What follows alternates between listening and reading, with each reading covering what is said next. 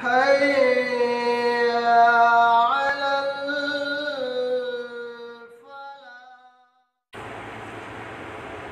الحمد لله رب العالمين والصلاة والسلام على رسوله الكريم وبعد. أعوذ بالله السميع العليم من الشيطان اللعين الرجيم من همزه ونفثه ونفخه. بسم الله الرحمن الرحيم. ومن يشتري لهو الحديث ليضل عن سبيل الله بغير علم ويتخذها هزوا أولئك لهم عذاب مهين. اللہ رب العالمین نے قرآن مجید کی اس آیت کریمہ میں ایسے لوگوں کی تنبیہ کی کہ جو قرآن کی تعلیمات اور قرآنی آیات سے کھلواڑ کرتے ہیں. اللہ نے کہا کہ وَمَن يَشْتَرِ لَهْوَ الْحَدِيثِ لِيُضِلَّ عَن سَبِيلِ اللَّهِ بِغَيْرِ عِلْمٍ، کہ جو بیکار کی باتوں کو خریدتے ہیں تاکہ لوگوں کو اس میں مشغول کر کے اللہ کے راستے سے دور کر دیں. بغیر علم، اس حال میں کہ ان کو اس کا کچھ علم نہیں ہے. وَيَتَّخِذْهَا هُزُوًا، اور ان کا دوسرا مقصد یہ ہے کہ وہ اللہ کی تعلیمات کا مذاق اڑائے. اللہ نے ان کا انجام بیان کیا، کہا کہ اولئک لہم عذاب مہین، ایسے لوگوں کے لیے اللہ کے پاس ذلیل کر دینے والا عذاب ہے.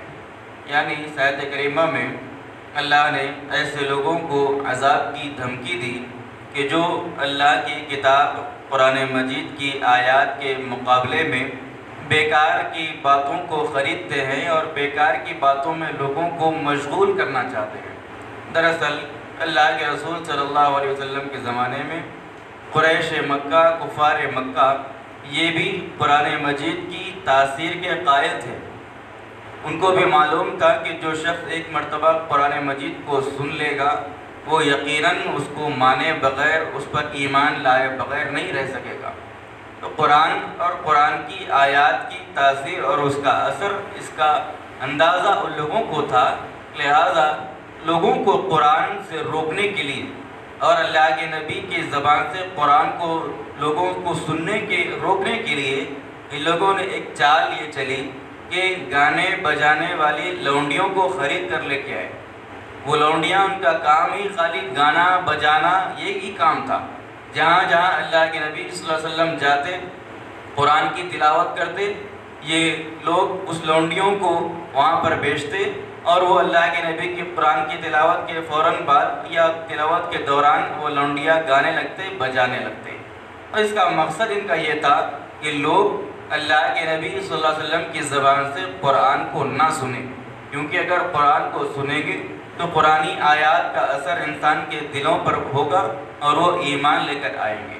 لہٰذا قرآن کو سننے ہی نہیں دیتے تھے اور گانے والی بجانے والی لونڈیاں وہ اللہ کے نبی صلی اللہ علیہ وسلم کی جو قرآن کی تلاوت ہے اس کو ڈگمگ کر دیتے تھے اور لوگوں کے ذہنوں میں، لوگوں کے کانوں میں قرآن کو پہنچنے ہی نہیں دیتے تھے. تو ایسے لوگوں کی تعریف اللہ رب، ایسے لوگوں کا واقعہ اللہ نے بیان کیا اور ان کی مذمت کی اور ان کے لیے عذاب مہین یعنی ذلیل کر دینے والا عذاب کی بات اللہ رب العالمین نے کہی. اب یہ لہو الحدیث، اس سے مراد اس آیت کے اندر تو یہی ہے کہ گانے والی اور بجانے والی عورتیں، لیکن اس کے علاوہ بیکار کی اور لہو الحدیث سے مراد وہ تمام چیزیں ہیں کہ جو انسان کو اللہ رب العالمین کے ذکر سے اور اللہ رب العالمین کی کتاب سے دور کر دے، غافل کر دے. یعنی آج کے زمانے میں بھی یہ موسیقی کے، یہ میوزک کے آلات، یہ باجے، یہ گانے وغیرہ، یہ بھی اس کے اندر شامل ہیں. اور ساتھ ساتھ ہمارے زمانے کا ایک خاص فتنہ جس کو ہم موبائل کہتے ہیں، یہ موبائل بھی اس لہو الحدیث یعنی بیکار کی باتوں کے اندر شامل اور داخل ہو جاتا ہے. کیونکہ جو چیز بھی اللہ رب العالمین کے ذکر سے انسان کو غافل کر دے اور اللہ رب العالمین کی کتاب سے دور کر دے، وہ چیز بیکار کی بات اور گمراہ کر دینے والی بات ہے. تو اللہ رب العالمین نے کہا کہ ایسی کوئی بھی بات جو انسان کو اللہ کے ذکر اور اللہ کی کتاب سے دور کر دے وہ بیکار کی اور لہو الحدیث ہے، اور ایسے لوگوں کے لیے اللہ کے پاس دردناک عذاب ہے کہ جو بیکار کی باتوں میں مشغول ہو کر اپنے آپ کو اللہ کی کتاب سے دور کرتے ہیں اور اللہ رب العالمین کی تعلیمات سے دور کرتے ہیں۔ لہٰذا ہم اپنی زندگیوں کے اندر اس بات کا جائزہ لیں کہ کون سی چیز ہے جو ہم کو اللہ کے ذکر اور اللہ کی کتاب سے دور کر رہی ہے۔ ایسی تمام چیزیں بیکار اور باطل ہیں اور گمراہ کرنے والی ہیں۔ لہٰذا اللہ رب العالمین کی کتاب سے زیادہ مضبوطی کے ساتھ رشتہ جوڑنے، اس کو پڑھنے، اس کو سیکھنے، اس کو سمجھنے کی کوشش کریں۔